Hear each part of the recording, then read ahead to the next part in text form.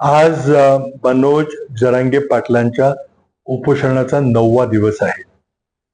त्यांची प्रकृती दिवसेंदिवस खालवते आहे असे समाचार येत आहेत. जरांगे पाटलांचे जीव वाचवणे आपल्या सर्वांचं कर्तव्य आहे.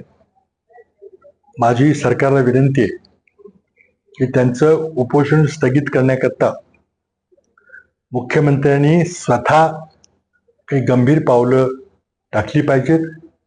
त्यांच्याशी चर्चेचा मार्ग खुला केला पाहिजे. काहीतरी आशादायक चित्र निर्माण केलं पाहिजे. जरांगे पाटलांची आणि मुख्यमंत्र्यांची बैठक झाल्यानंतर एक आनंद वातावरण झालं होतं.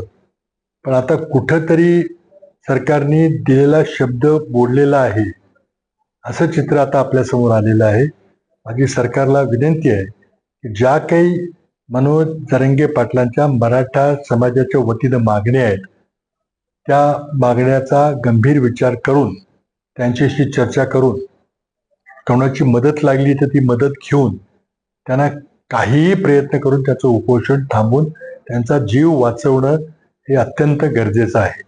त्यांना जर काही इजा झाली तर त्याला सर्वस्वी आजचं राज्य सरकार जबाबदार असेल हे लक्षात ठेवा. आमचं सर्वांचं या प्रयत्नाला सहकार्य राहील.